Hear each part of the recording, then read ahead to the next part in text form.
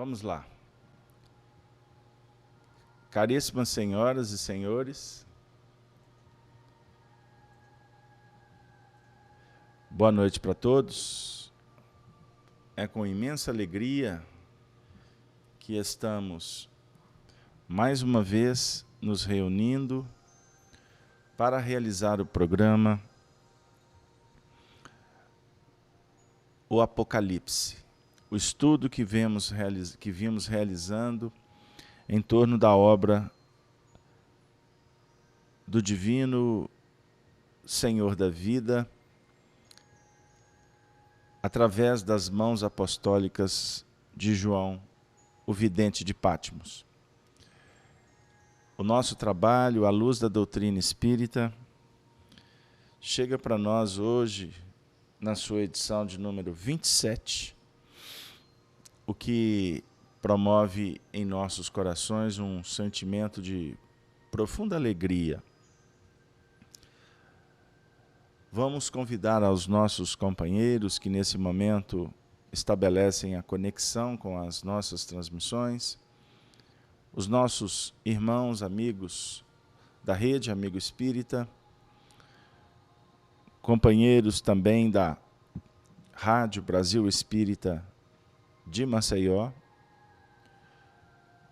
os nossos companheiros que nos acompanham através da transmissão pelo site da FEAC, feac.org.br,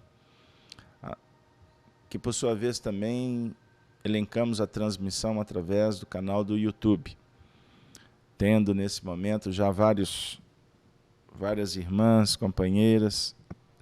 companheiros no chat.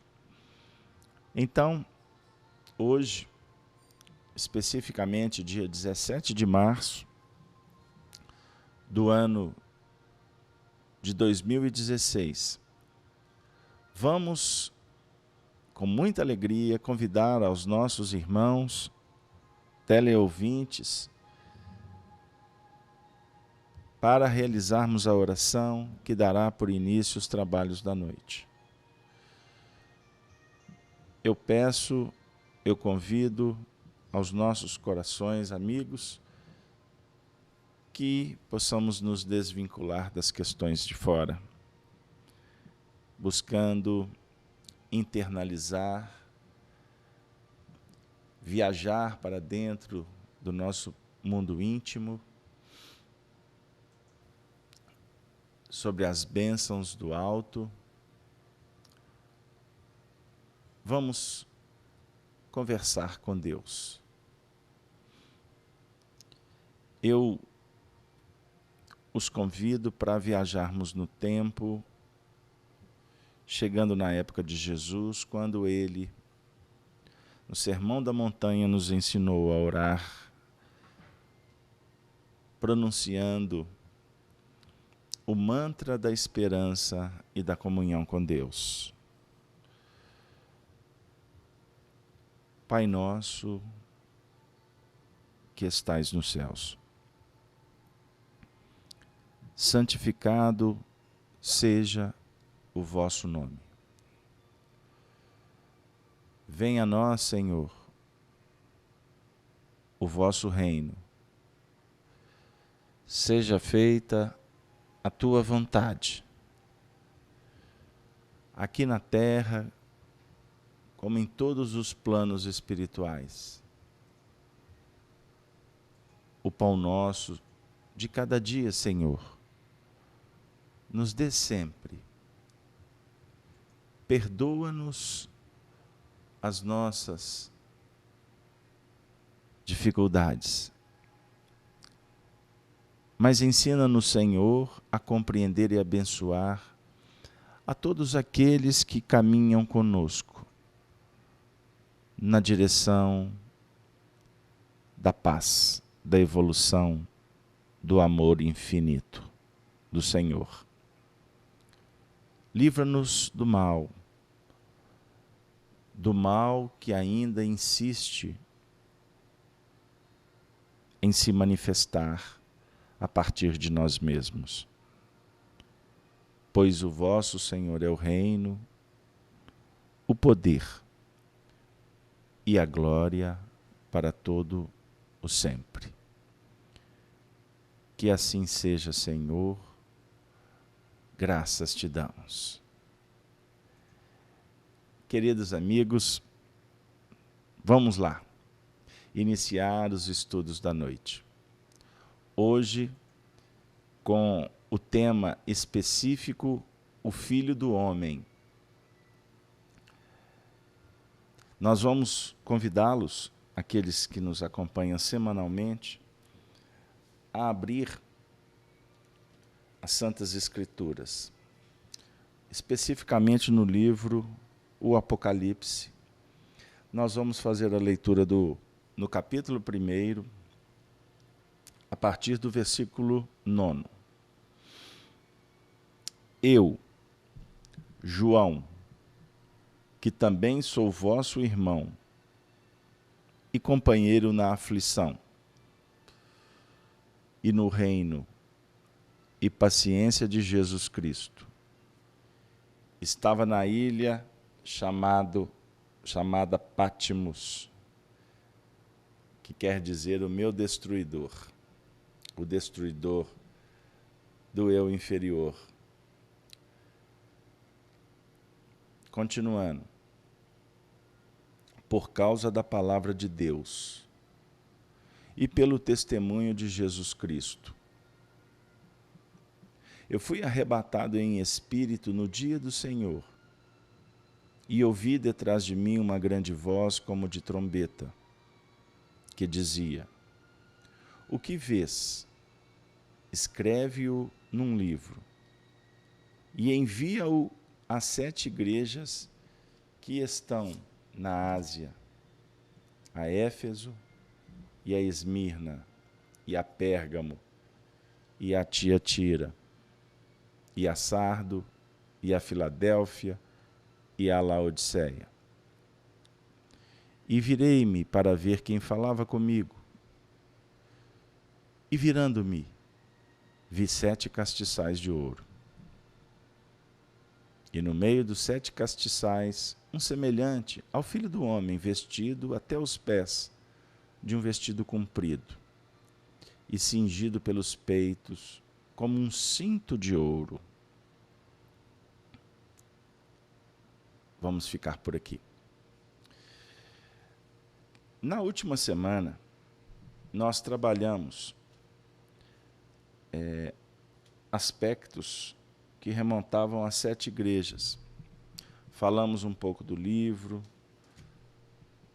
falamos do simbolismo da igreja íntima, do nosso compromisso em nos tornarmos individualidades em conexão com as propostas do alto,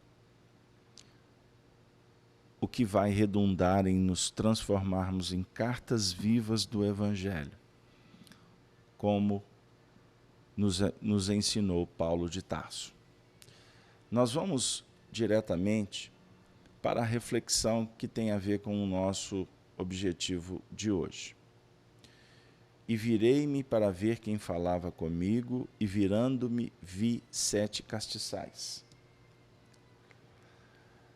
Rapidamente, nós já demos algumas pinceladas sobre os castiçais, mas vamos relembrar que o castiçal é um suporte onde se coloca uma vela com o objetivo de iluminar não apenas as igrejas, mas toda a comunidade que se reúne em torno de um princípio moral. É um castiçal. Todavia, nós também temos individualmente de sermos um castiçal, através da qual a luz divina possa se irradiar. Estamos lendo um pensamento de Honório Onofre de Abreu. Não é pretensão nenhuma de nossa parte dizer desta forma: o objetivo da luz é encerrar com a treva.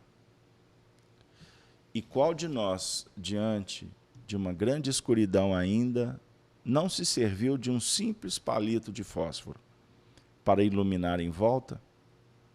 Portanto, qualquer um de nós tem essa prerrogativa. Não são palavras do próprio Mestre que resplandecêssemos a nossa luz diante dos homens?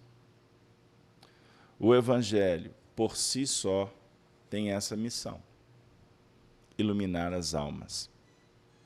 Se o Antigo Testamento é uma grande trombeta a anunciar a existência de Deus e de sua lei, o Novo Testamento é a voz suave e doce que diz da necessidade de, através do combustível da fé operacionalizada, fazermos luz em nós, em favor de todos.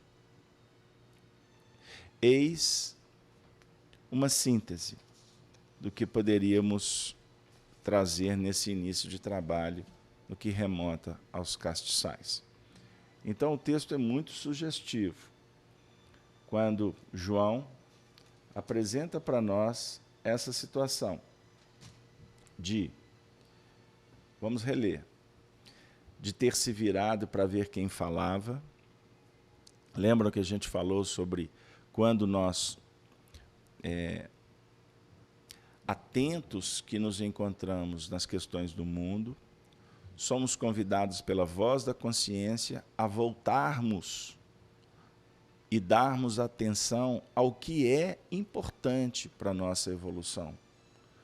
Ou seja, não nos distrairmos com as pegadas que costumamos a seguir, que nos levam a um processo de um distanciamento, se nós poderíamos assim dizer, de um afastamento do que é os princípios, ou do que são os princípios que podem definir a nossa libertação com Cristo. Reflitamos com carinho e atenção a essa possibilidade. Então, continuando. E virei-me para ver quem falava comigo. O quem falava comigo, o texto apresenta para nós uma individualidade. As individualidades que falam conosco são instrumentos de Deus, não desconsideremos isso.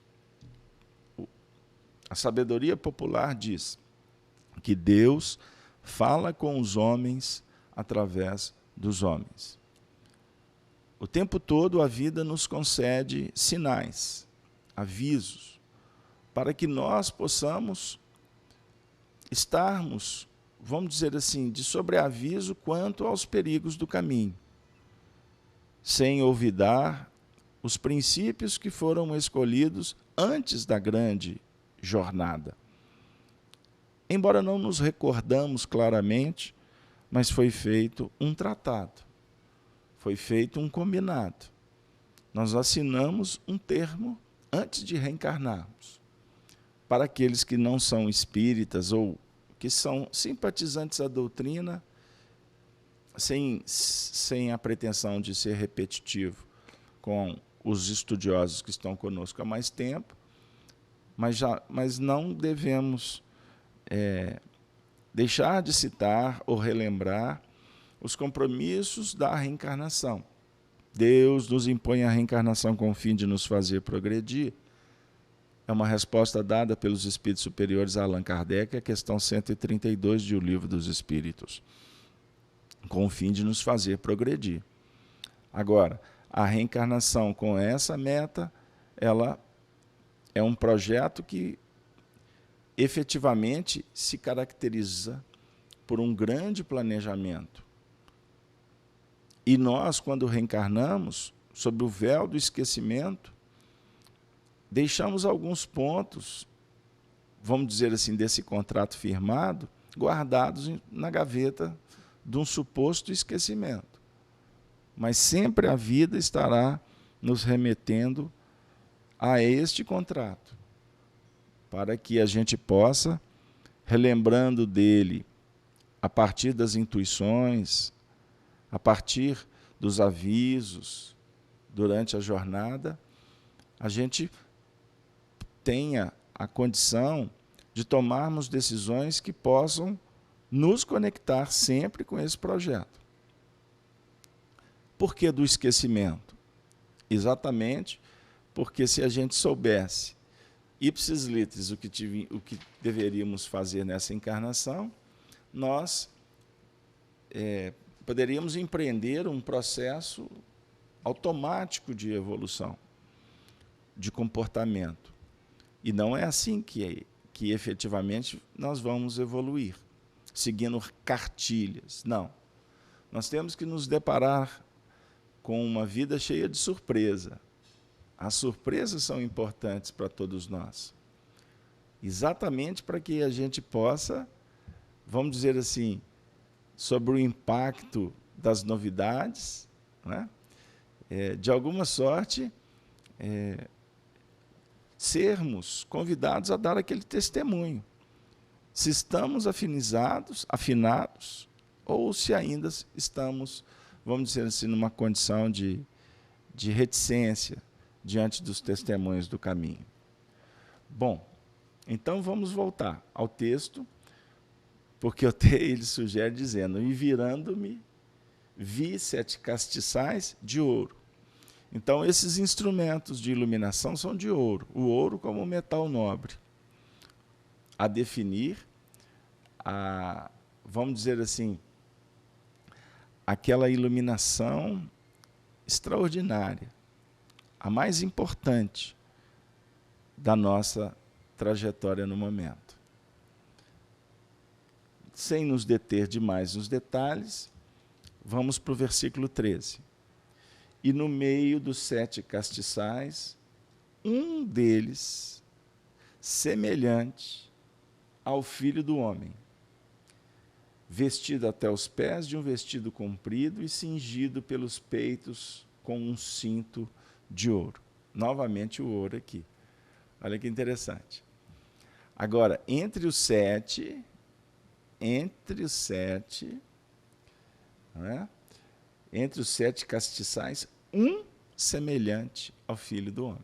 Então, os castiçais, nós poderíamos até dizer que cada castiçal aqui,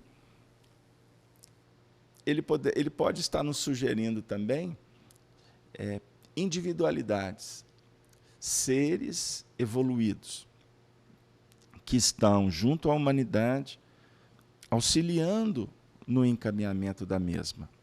Só que um desses 7 era semelhante ao Filho do Homem. E aí, essa palavra, esse termo Filho do Homem, ela se apresenta várias vezes no Evangelho. E nós gostaríamos de pedir licença para vocês, porque vamos trazer um texto de um grande pesquisador do Evangelho, que deixou um legado para o movimento espírita extraordinário, com a obra Sabedorias do Evangelho. Estamos nos referindo ao professor Carlos Torres Pastorino, que se tornou também um grande amigo de Arnaldo. E tem até uma história interessante que eu fiquei sabendo há pouco tempo, que Arnaldo, na década de 70, acompanhou os últimos dias de Carlos Torres Pastorino, lá na cidade de Brasília. Um amigo de Arnaldo que me contou esse detalhe. Arnaldo visitava em hospital para ministrar o passe.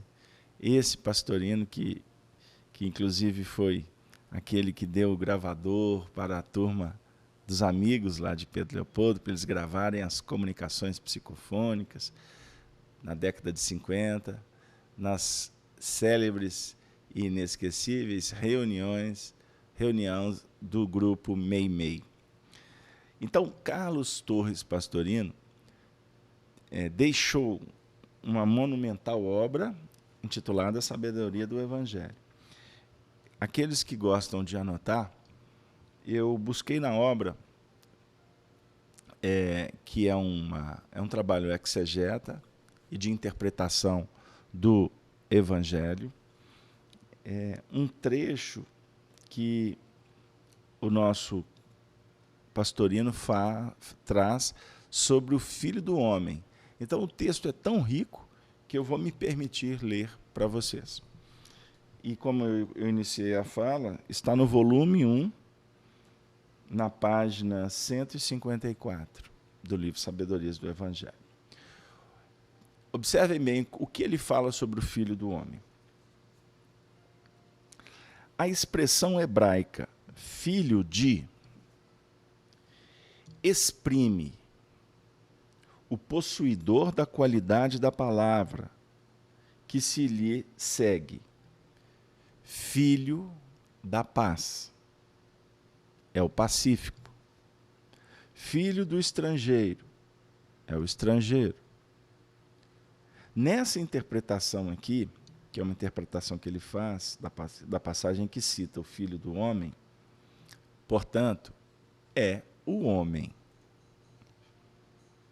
No entanto, embora em alguns passos possa interpretar-se assim, por exemplo, Deus não é como um homem que mente, nem como filho do homem que muda. Isso está em Números, no capítulo 23, versículo 19. Nem sempre essa expressão se conservou com esse sentido. Na época mais recente do profetismo, o significado se foi elevando, passando a designar algo de especial. Observemos assim que Daniel 7,13 descreve a visão que teve do Filho do Homem, que vinha sobre as nuvens do céu. Olha que interessante. Filho do homem que vinha sobre as luzes do céu. Nuvens, né? Isaías fala, feliz o filho do homem que compreende isto. Isso está em 56:2. Jeremias afirma que o filho do homem não habitará em Idumeia. 49:18. Nem Azor, 49:33, nem Babilônia, 50:40 e 51:43. Significando que não terá participação com os pecadores. Ezequiel só é chamado por Yahvé de filho do homem.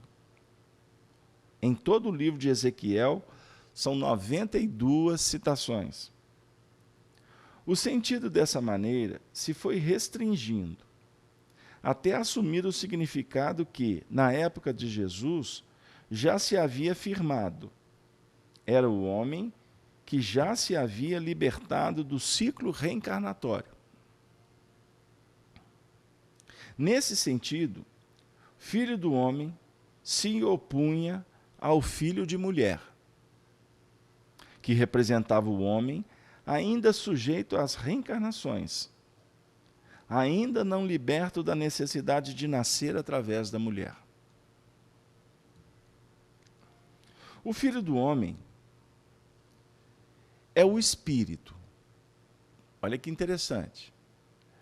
O Filho do Homem é o Espírito, que já terminou sua evolução e que, portanto, se tornou o produto do homem, o fruto da humanidade. Não mais necessita encarnar, mas pode fazê-lo se o quiser. Não está preso ao ciclo fatal. Vem quando quer. São os grandes manifestantes da divindade. Os mensageiros, os profetas, os enviados, os messias, que descem a carne por amor à humanidade, a fim de trazer revelações, de indicarem o caminho da evolução, exemplificando por si mesmo. É o caso de Krishna, Buda, Moisés, Ezequiel, Jesus, Maomé, Ramakrishna e aí outros. Em o Novo Testamento encontramos o título Filho do Homem, aplicado por Jesus a ele mesmo, na seguinte proporção, para quem gosta de anotar, se preparem. Em Mateus, são 31 vezes. Em Lucas, 25 vezes. Em Marcos, 14. Em João, 12 vezes. Apenas em João 12, capítulo 12, versículo 34, o título é dado pelo povo. No entanto, Jesus não o aplica a mais ninguém.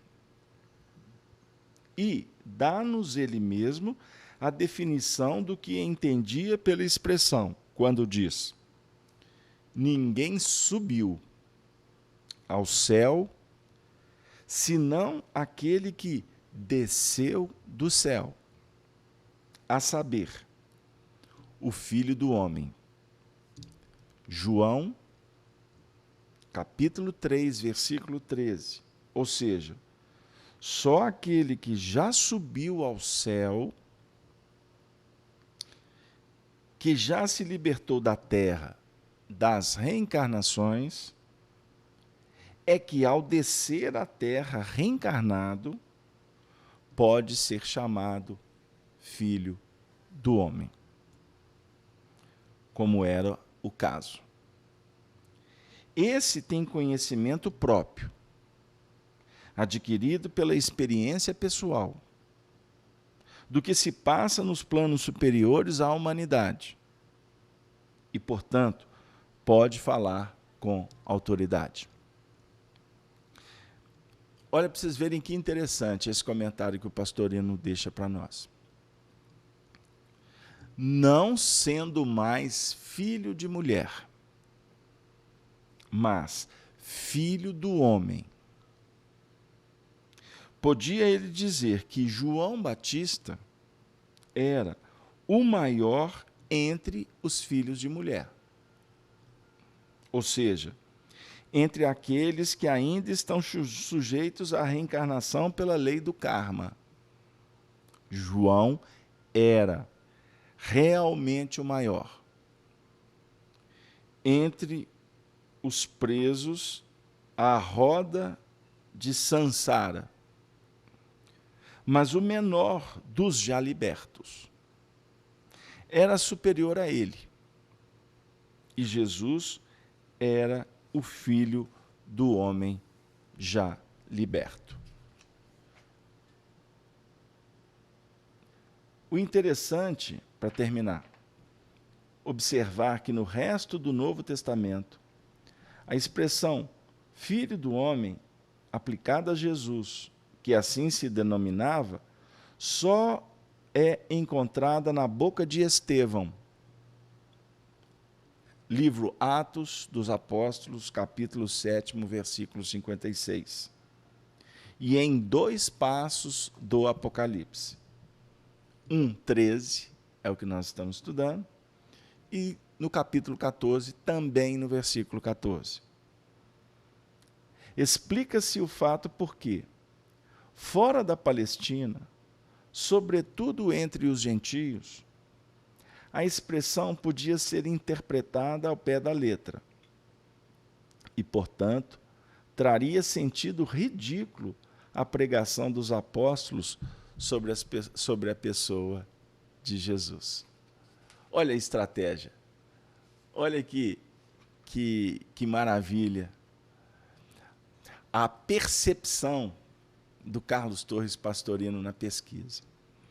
O Pastorino, eu gosto das pesquisas dele, porque ele, como espírita, profundo conhecimento doutrinário, até na hora de fazer a arqueologia, né, se eu posso assim dizer, os levantamentos históricos, enfim, ele aplica um conteúdo doutrinário e ele era muito intuitivo.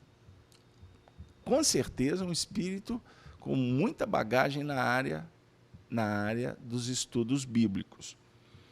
E não só nessa, eu estou me referindo a vidas pregressas, porque nessa existência ele teve acesso a documentos extraordinários da própria Biblioteca do Vaticano, por ter estudado lá, né? Por ter vivido lá muitos anos.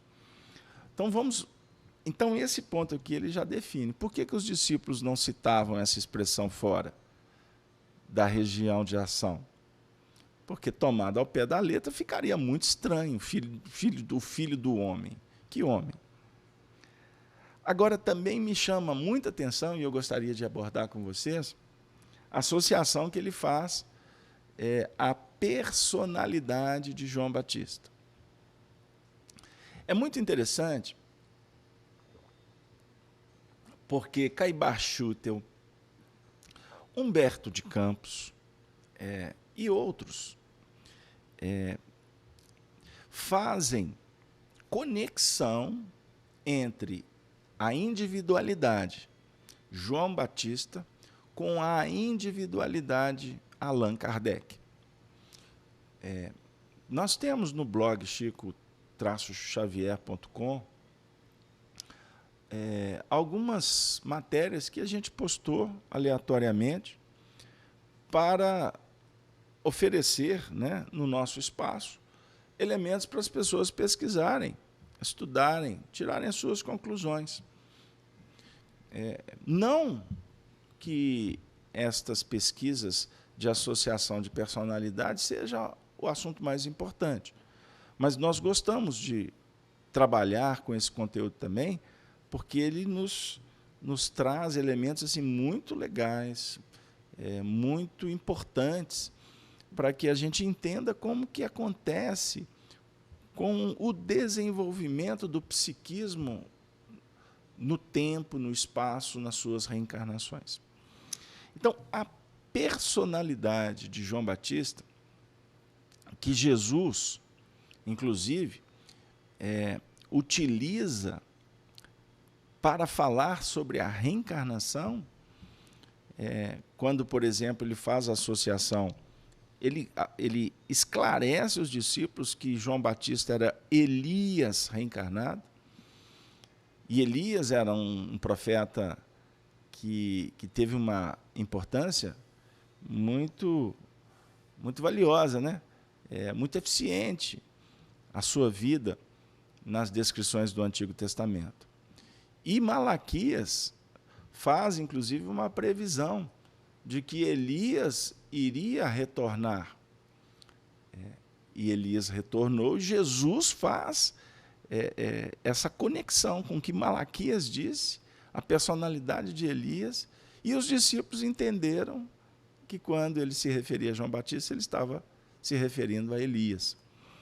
E aí, agora, no tempo, nós vamos encontrar aqui algumas abordagens que fazem assim, que nos dão elementos para fazer essa associação com muita clareza. Dos nascidos de mulher, olha o que o pastorino está trazendo para nós. Dos nascidos de mulher, João é o maior, João Batista. Mas no reino do céu, João é o menor. Isso é muito importante para a gente refletir. Por quê? João já estava, vamos assim dizer, à frente de um agrupamento de espíritos que trabalhavam com Jesus, no sentido de ele ainda estava sujeito às necessidades reencarnatórias. Mas, perante um grande agrupamento, ele era, vamos dizer assim, aquele que estava mais à frente. Agora, no reino dos céus, João era menor. Ou seja, dentro de uma, vamos dizer assim, de uma falange de espíritos puros, sem a necessidade desse ciclo fatal da reencarnação, João estava assim, ele nem ocupava um espaço. Quando a gente estudava com Honório, evolução, e dentro das reflexões aqui do Apocalipse, e também na época do livro A Gênese de Moisés, ou melhor, Gênese de Moisés, a Gênese é de Allan Kardec. Quantas vezes o assunto não veio à baila do Filho do Homem? O que é mais importante não é nos prendermos nas personalidades, mas verificar, à luz da doutrina espírita, o que o Apocalipse está nos sugerindo. Não individualidade, mas projetos, coletividade, expressão de equipe, falanges que são despersonalizadas. Então, no mundo espiritual, os espíritos lutam para apagar-se. Aqui na Terra, lutamos para procurar evidência, porque as personalidades alimentadas pelas vaidades, subentende-se que elas teriam poder. E o poder garante sucesso, o poder garante facilidades, prerrogativas. O poder protege. O poder chega até a blindar. Nos dias atuais a gente tem falado muito sobre isso, né? Por aí. Né? O poder blinda. Enfim, o poder pode trazer imunidade. Tem uns que julgam que até a saúde ou o poder oferece o elixir da longa vida. Então, nós vamos entendendo que João Batista, como individualidade, ele representava um ciclo iniciado em Moisés. Então, nós poderíamos, não estou fazendo associação dizendo, inclusive, que são os mesmos espíritos, longe disso. Mas a gente pode colocar como Moisés iniciando a construção de um edifício. As leis, as tábuas, o direcionamento, a trajetória de um povo, o povo hebreu, não, a trajetória dos espíritos, a trajetória do espírito,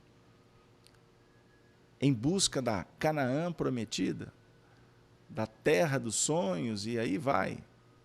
Hein? O que vocês acham? Agora, todo esse processo que passou por experiências belíssimas, esse processo, posteriormente, à medida em que ele vai se ampliando, se dinamizando, se tornando eficiente, ele vai nos colocar no deserto, em contato com Deus de novo. Lembram de Elias no deserto? Lembram do retorno de Elias como João Batista no deserto? Pregando, arrependei-vos, porque é chegado o reino dos céus.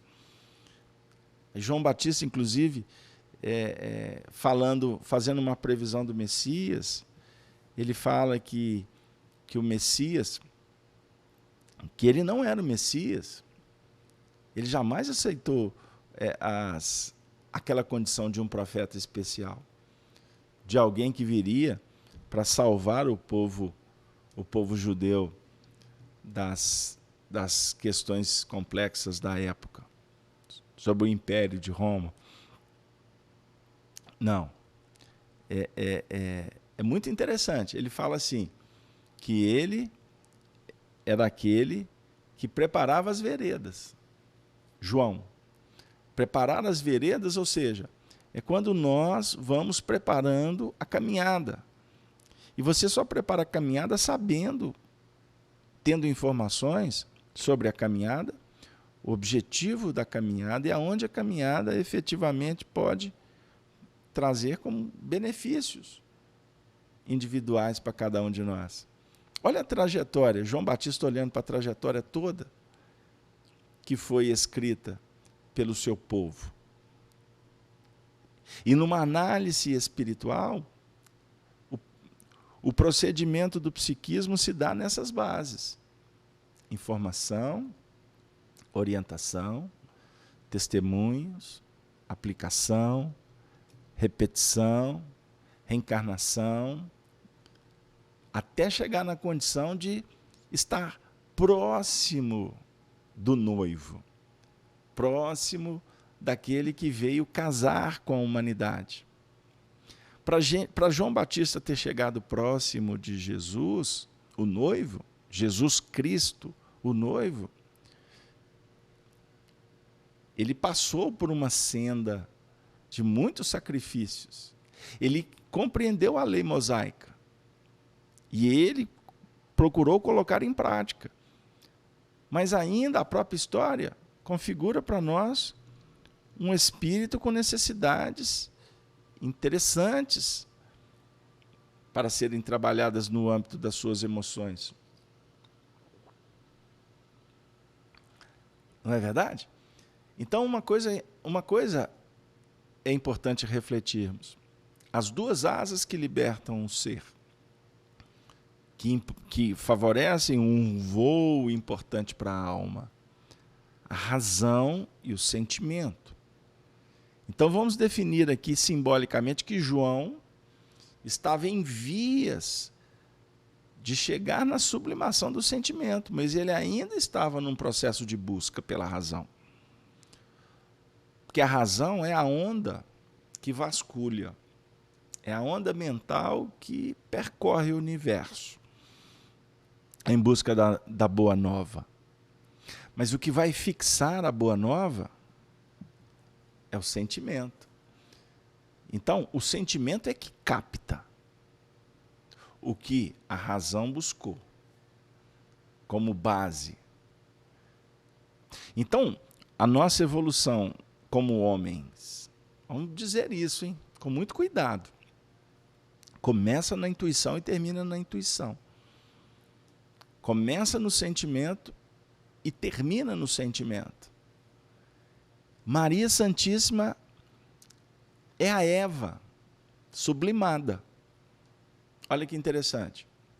Jesus é o filho de Adão e Eva, numa base purificada.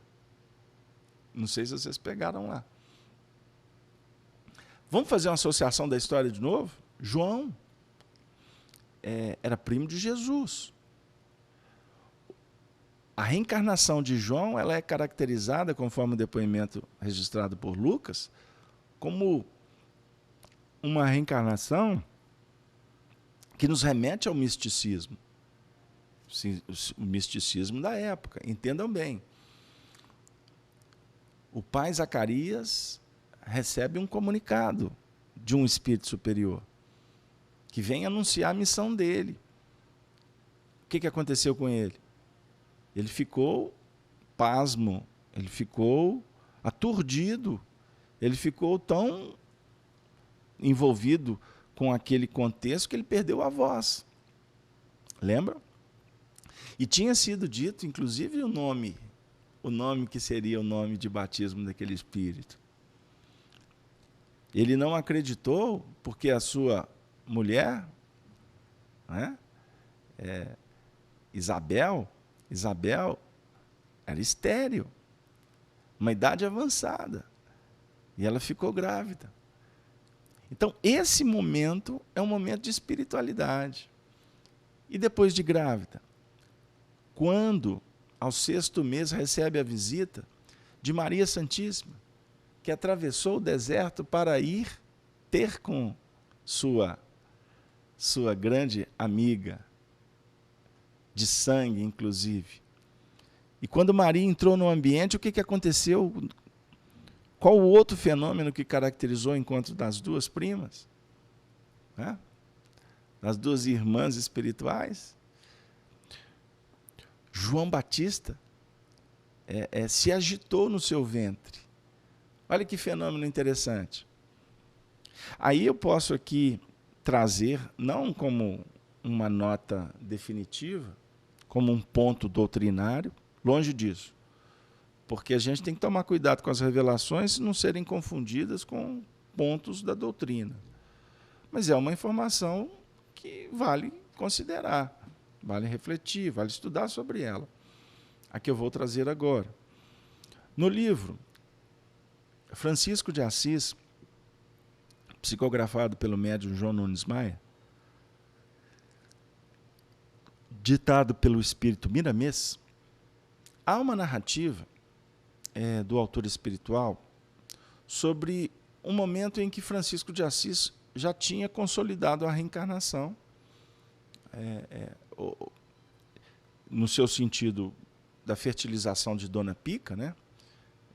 Dona Maria Pica, esposa do seu pai, o Pedro Bernardone. Francisco, pela sua condição espiritual, ele não ficou adormecido no ventre da mãe, como a grande maioria fica. Não, ele estava liberto, ele estava emancipado. E ao invés de Dona Pica hospedar-lhe psiquicamente, quem hospedou foi Francisco, a mãe. Olha que interessante. A presença de Francisco de Assis criou um ambiente espiritual para a mãe, para o pai, para a cidade, extraordinário. Olha a condição de Francisco de Assis. Agora, se a gente for comparar nos textos, Francisco de Assis era um espírito que estava em vias de aprendizado com João Batista. Com João Batista. E observe que João Batista não é tão falado. Exatamente, e não é à toa, né? Exatamente porque o grande projeto dele é se apagar. Por isso ele mesmo disse, no próprio Evangelho de João, o evangelista, tem uma citação lá, no seu, se não me engano, no 3º capítulo, que se refere a João Batista, quando ele diz assim: portanto, é necessário que ele, o Cristo, cresça para que eu me diminua. A história, a proposta de João era se apagar. Aí ele dizia que quem fica feliz com a chegada do noivo? A noiva. Não é verdade? A noiva é que vai ser desposada. Ele não era o noivo. Então, a noiva não tinha que ficar alegre com a presença dele, ela tinha que ficar contente com a presença do noivo.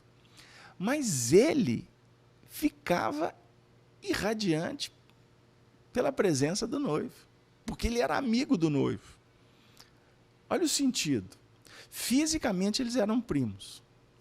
Até vocês estudarem o nosso amigo Pastorino, vocês vão encontrar muitos textos que eles traz que a gente não encontra em qualquer lugar.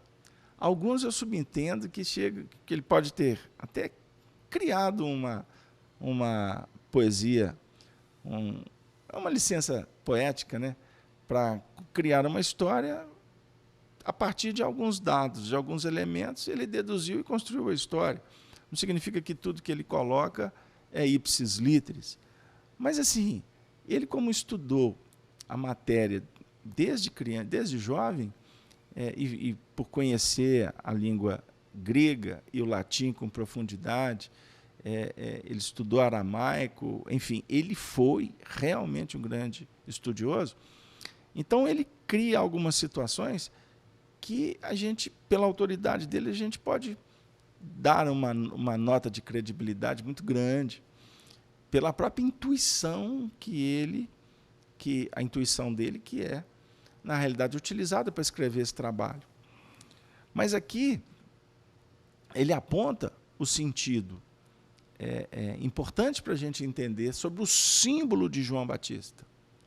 Carlos Alberto, mas até agora você não falou do Filho do Homem. Não, eu estou construindo o pensamento com você sobre o Filho do Homem. Porque João Batista é filho de mulher.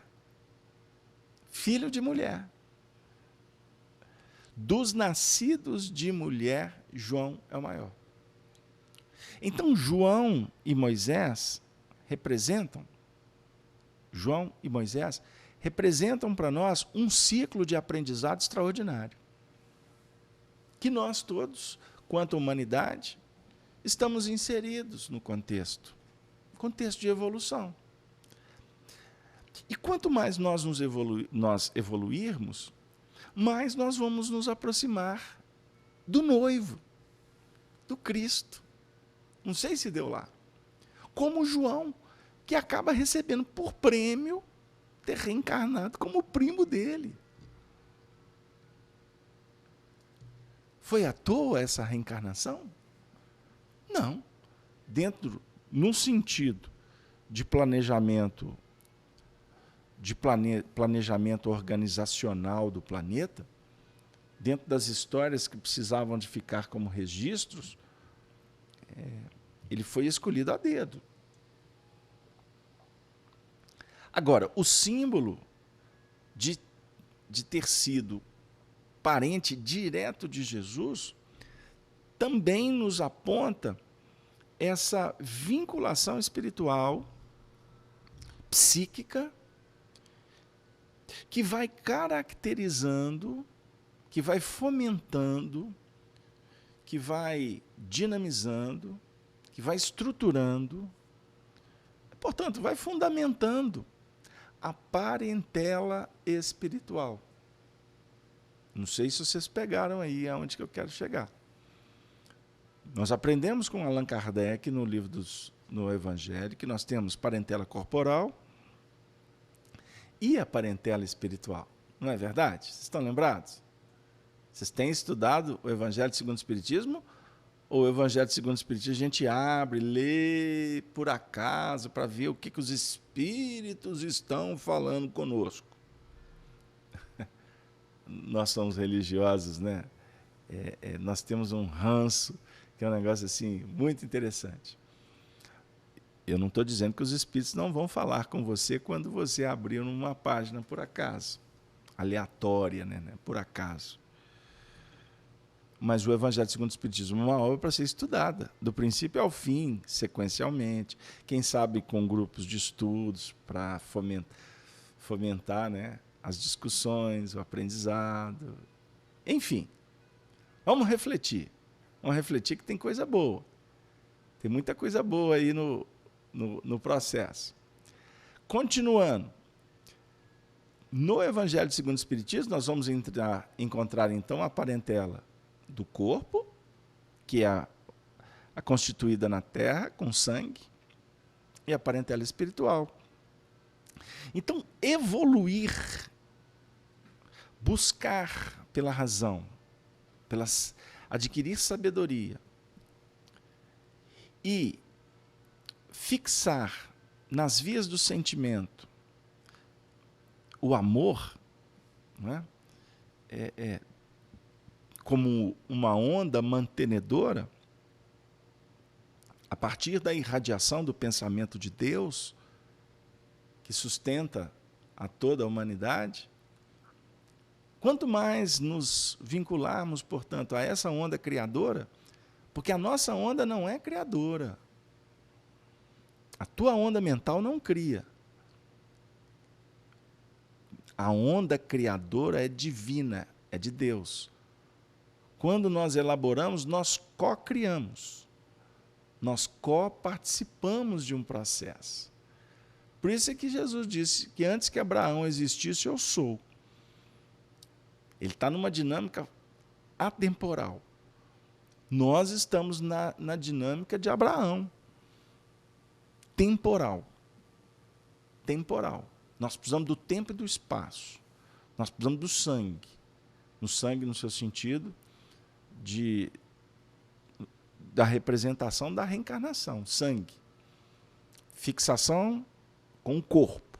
Sangue, testemunhos. Sacrifício tem a ver com sangue. Ah, Carlos Alberto, mas eu aprendi que a reencarnação é simbolizada na água. Dentro dos princípios que norteiam os planos naturais, sim. O planeta é planeta água. Seu corpo é água. Então a água ela simboliza o mergulho no líquido amniótico. A água, no seu sentido não é? Dos elementos que constituem as células, não é? São moléculas que traduzem para nós expressões simbólicas da renovação. Então, reencarna é um batismo de fora para dentro. Mas o grande batismo, ele é definido de dentro para fora. Engraçado. Eu convido vocês, convido vocês a participar de um seminário conosco no próximo sábado, a partir das 14 horas, com transmissão pela Rede Amigo Espírita, pela Rádio Brasil, pela Rádio Fraternidade de Uberlândia, os nossos amigos lá, o Rubens e a equipe. Nós vamos trabalhar um seminário e vamos falar muito sobre João Batista.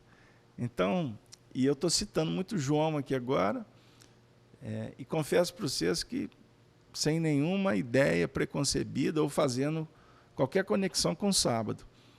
Eu estou percebendo aqui que nós já estamos sobre a onda irradiadora, sobre o fluxo que dimana do pensamento que vem do alto. Então, todos nós já estamos sendo imantados, estamos sendo preparados, inspirados para trabalhar esse conteúdo.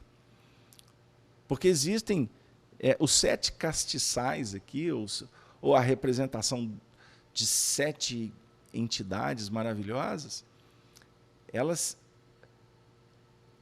se apresentam como instrumentos, não como indivíduos.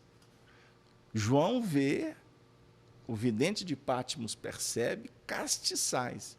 Ele poderia até dizer assim, olha, não, eu vi 7 espíritos. Não, aqui foi castiçais. Não é?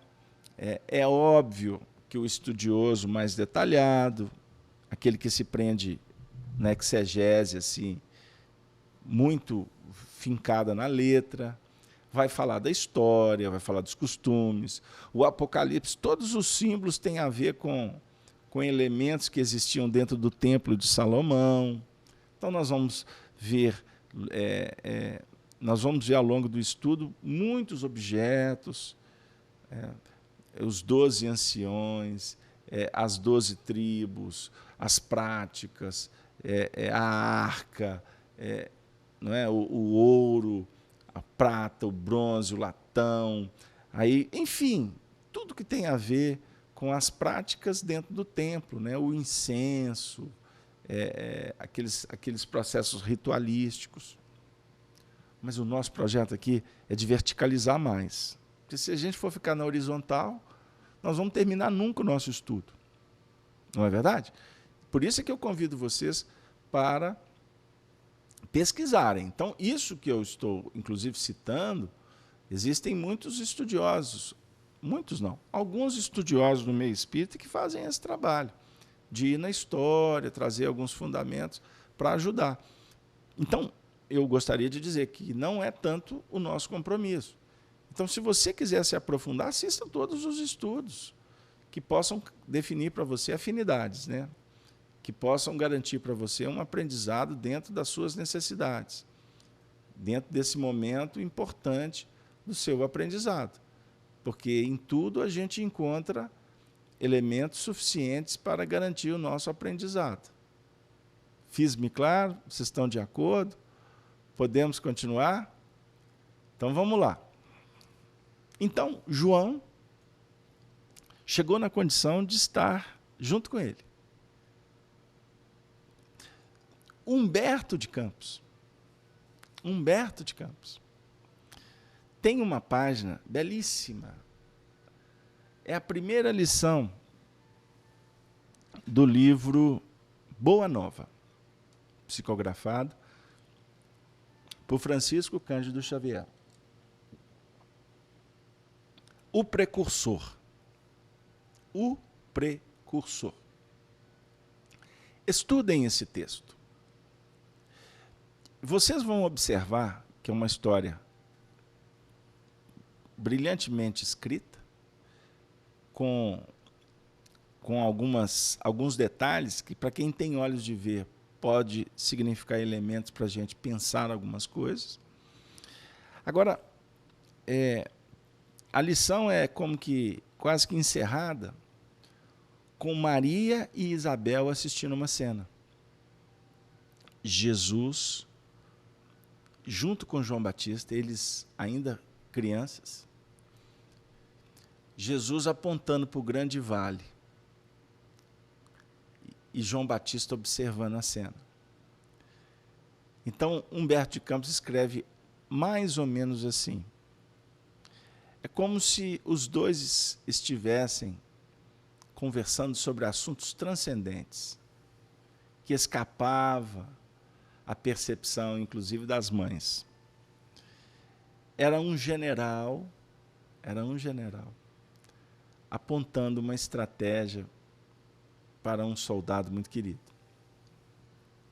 Mas a frase importante que ali vocês vão encontrar é a seguinte: ali ficou configurado o primeiro encontro entre o amor e a verdade. Jesus e João Batista. O amor e a verdade. Jesus simboliza a segunda revelação, a revelação do amor. A primeira revelação, Moisés, os 10 mandamentos, justiça. A doutrina espírita é considerada a terceira revelação. A terceira revelação, alguns chegam a dizer que é a caridade. Me desculpem, mas discordamos assim, em gênero, número e grau. Não, que caridade. A terceira revelação é a expressão genuína da verdade. Não é à toa que Jesus se apresentava, na época da codificação espírita, como o Espírito de verdade.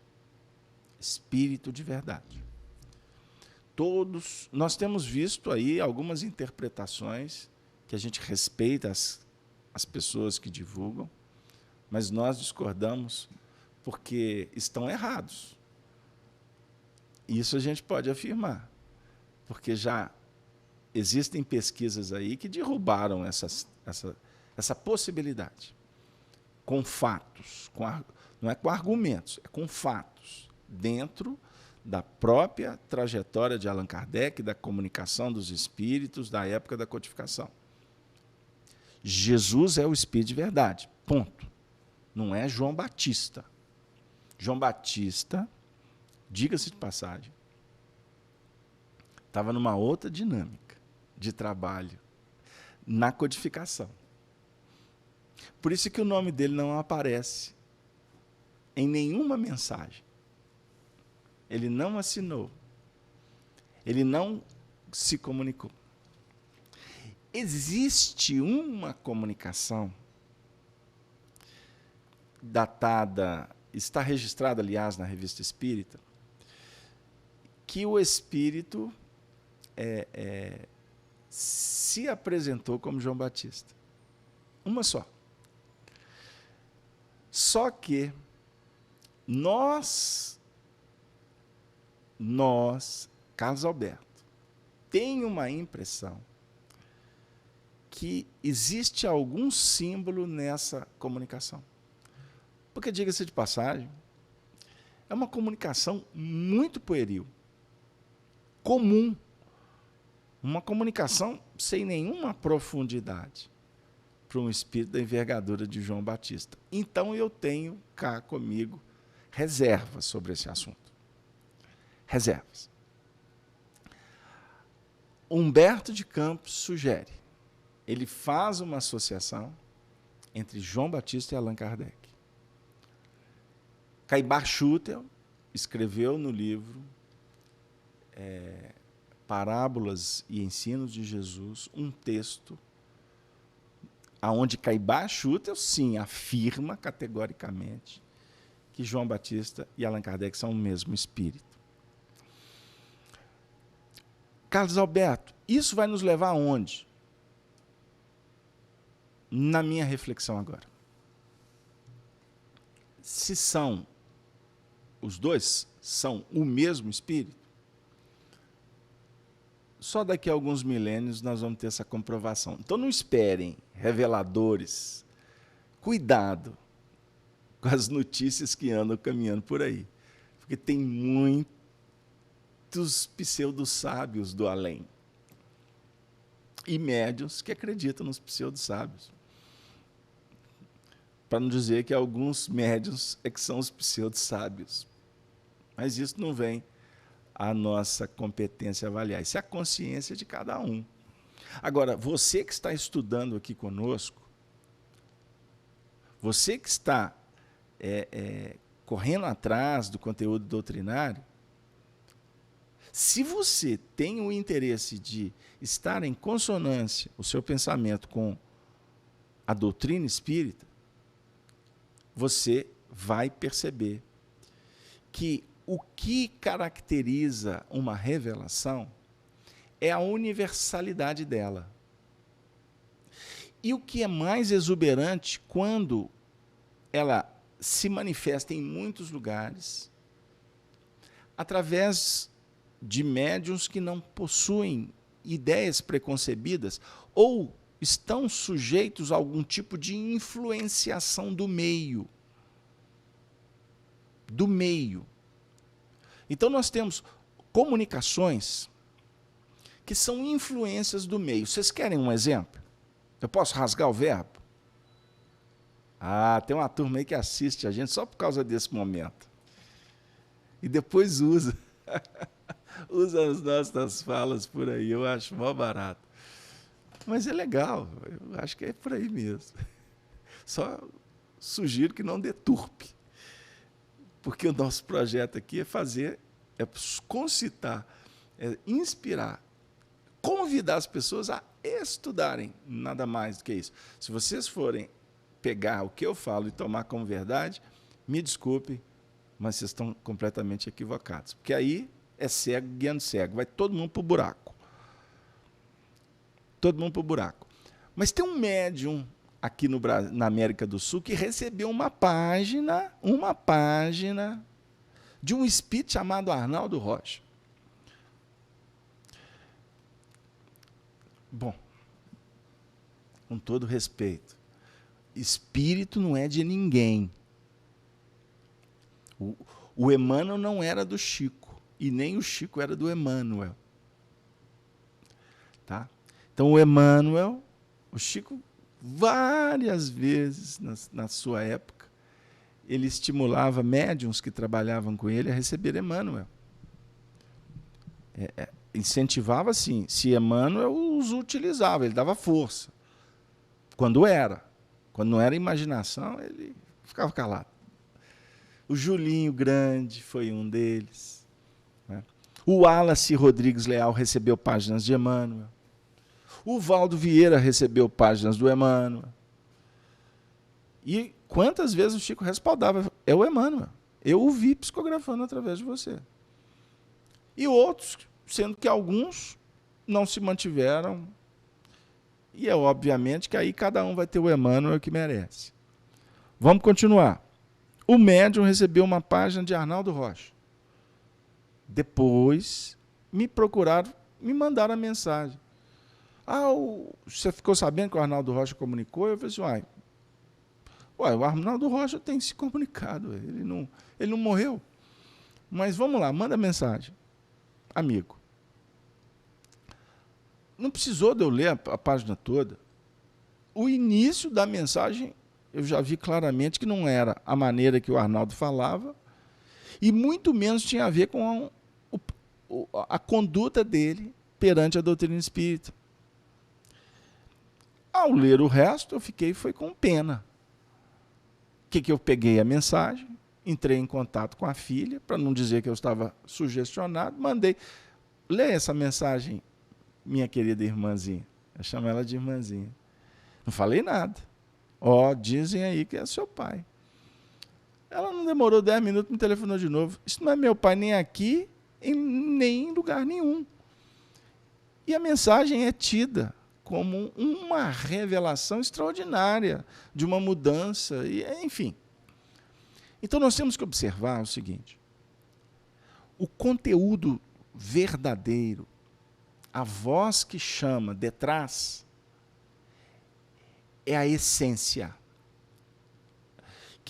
que vai tocar a nossa consciência para um despertamento que liberta.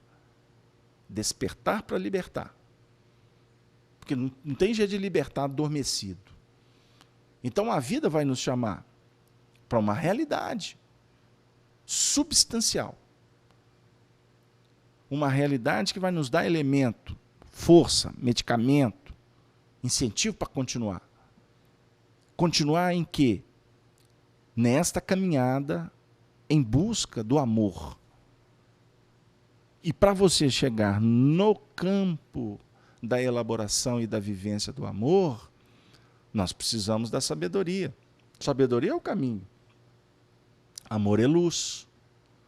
Então, quando João se volta e vê um dos castiçais como filho do homem, ele estava vendo, no meio de 7 individualidades, aqui agora para nós não.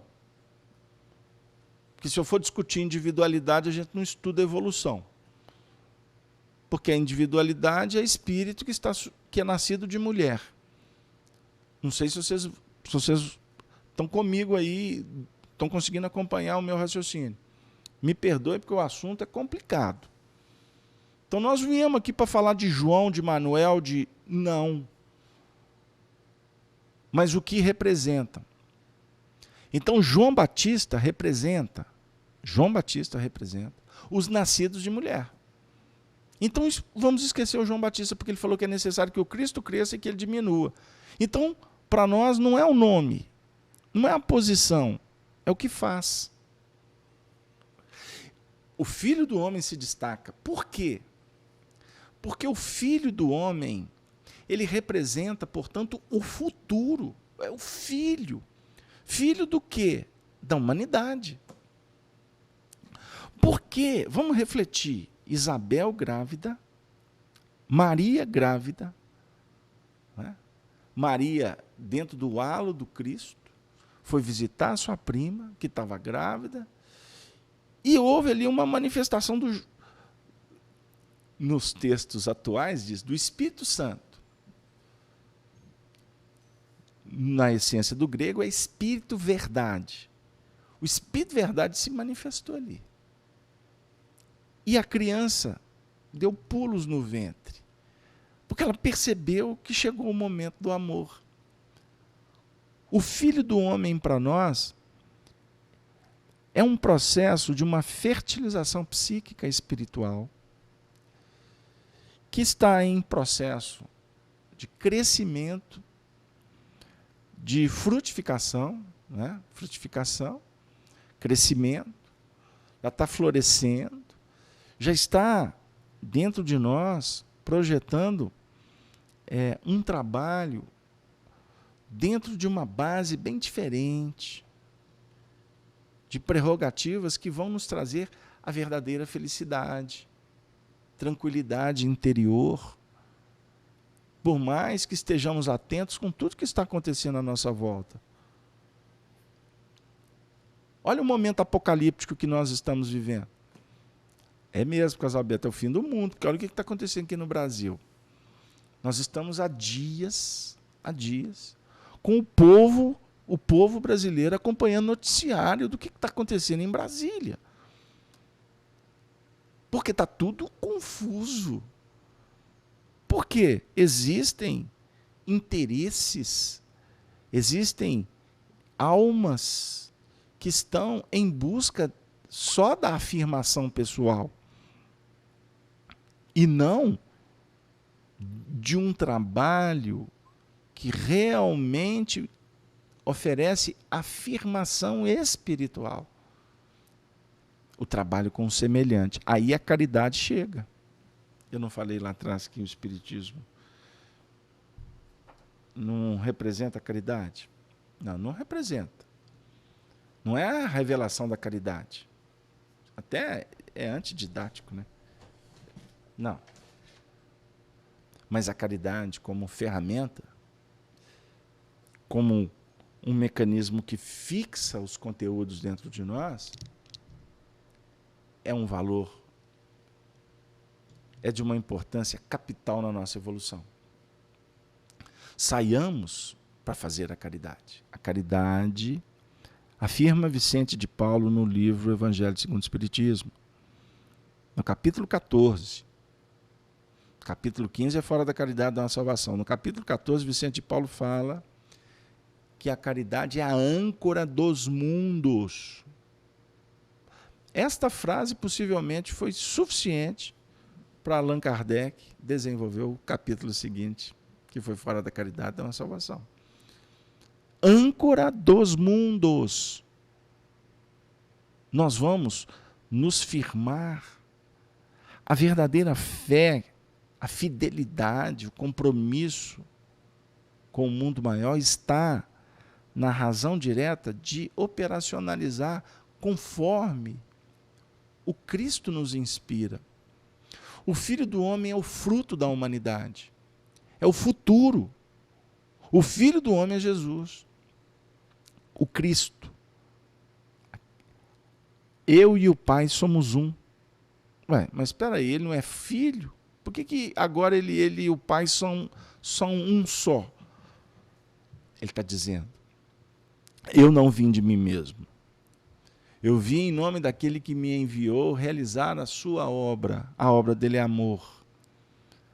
Então, nós nos tornamos um com Deus quando operamos na obra dele, que é a tua obra, no seu sentido do desprendimento, do aprendizado, da irradiação, da sustentação, da inspiração, do amor. Filho do Altíssimo. Ontem, filho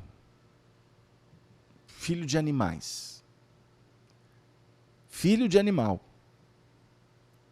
no seu sentido da elaboração mental nas faixas hominídeas.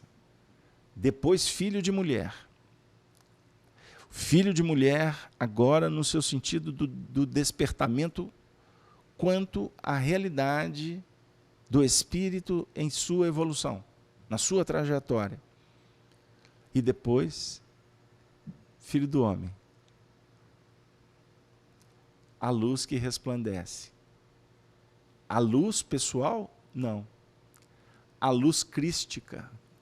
A luz que dimana de Deus, o Todo-Poderoso, onisciente, onipresente, misericórdia plena. A luz dimana de Deus. Deus é luz. Jesus representa essa luz como um intermediário. O Filho do Homem. O Filho que honra o Pai. Honra o Pai vivendo as leis que o Pai apresentou como aquela viga que sustentou toda a árvore familiar. O Filho passará a honrar o seu pai e por isso ele deixa de ser filho e passa a assumir a condição de herdeiro. O filho herda, mas o filho se agiganta como herdeiro. Estamos agora sobre o influxo irradiador das cartas paulinas. O servo é aquele que fica na casa por um tempo. O filho, para sempre. O herdeiro, soberano.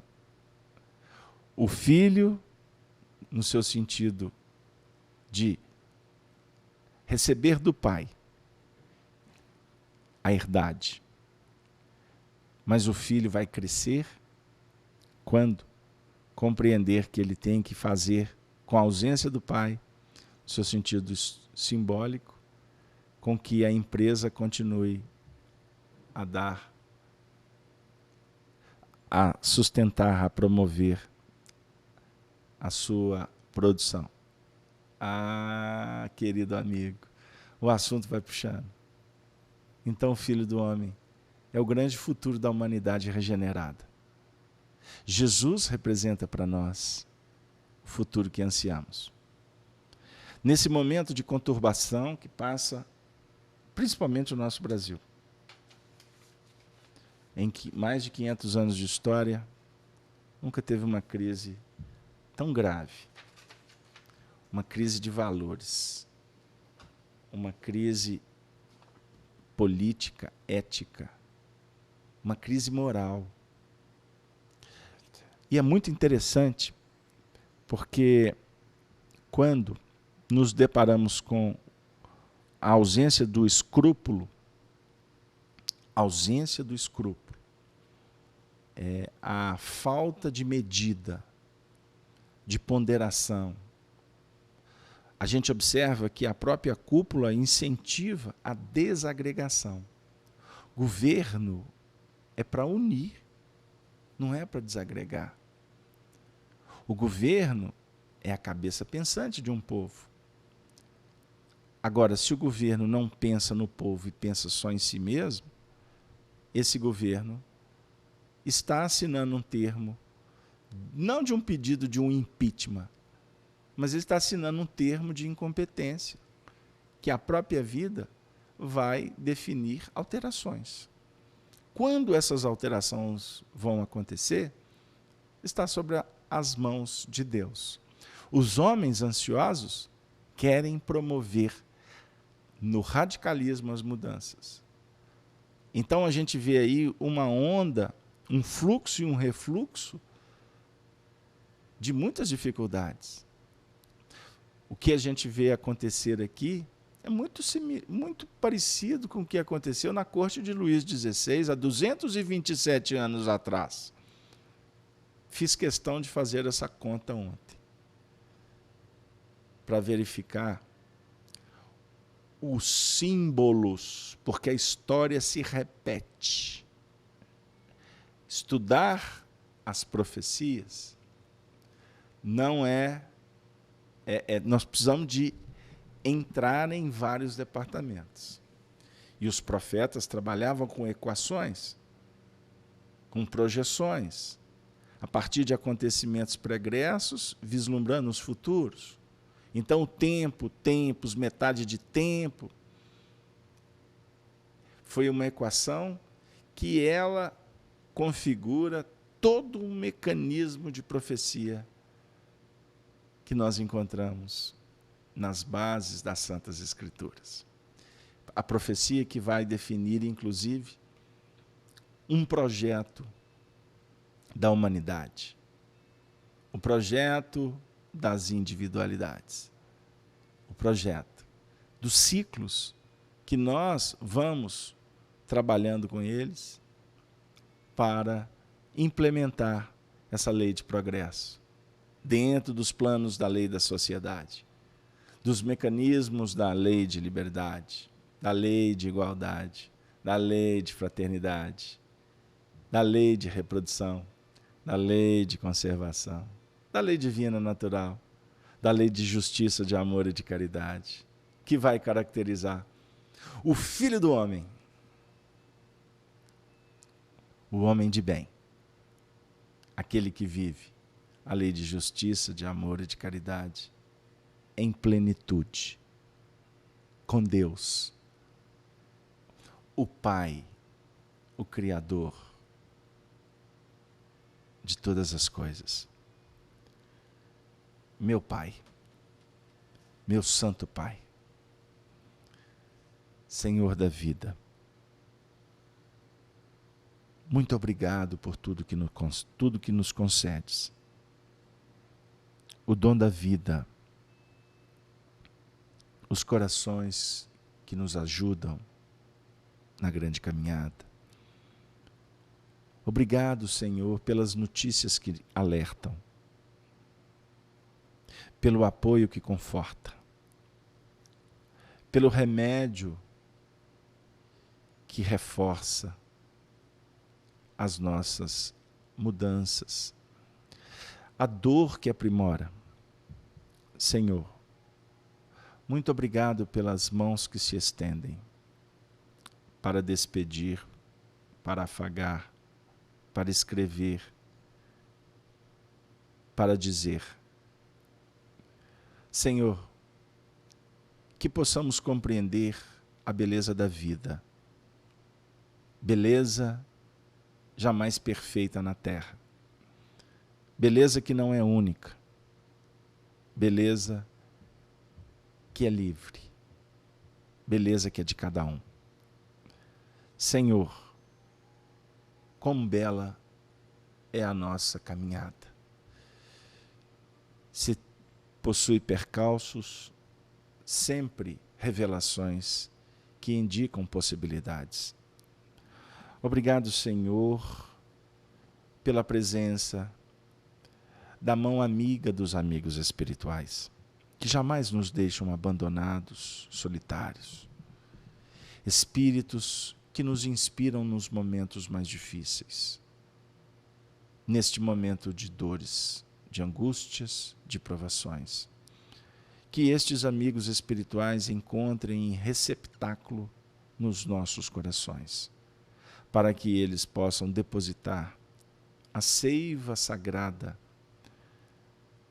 que dimana da tua misericórdia. E a eles, como intermediários do bem, suplicamos que abençoe os nossos familiares, amigos, que eles possam promover a paz nos nossos lares, em cada coração, e também para a nossa nação. Que o Brasil continental, terra abençoada, solo sagrado, que a tua luz, Senhor, nesse momento, se estenda por esse solo, pela terra dos corações que aqui habitam, estando do lado da terra, dos homens, ou nas habitações no mundo espiritual. Rogamos, Senhor, que os espíritos que lideram esse país, sob a tutela dos teus representantes, especialmente nessa noite, o nosso querido Pedro de Alcântara, Dom Pedro II, o grande estadista desse nosso povo, aquele que continua do mundo espiritual honrar essa terra sagrada. Que o nosso querido Pedro de Alcântara, com esta falange que nesse momento se dinamiza, se amplia, envolvendo a todos os brasileiros, que eles possam encontrar em nós, que estamos aqui estudando as divinas escrituras, instrumentos também, para que a gente possa, juntos, formando uma grande corrente, contribuirmos para um mundo de paz, de concórdia e, acima de tudo, de trabalho, de honra, de glória. Glória ao teu nome, Senhor. Como filhos, nós te pedimos. Esteja conosco, Senhor, hoje, agora e para todo sempre. Ave, ave, ave Cristo. E com esta saudação, gostaríamos de oferecer rosas espirituais para todos aqueles que estão conosco em seus lares.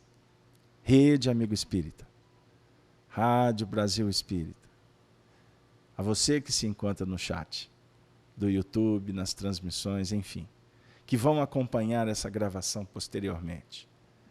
Nesse instante que tu acompanhar, que você estiver vibrando,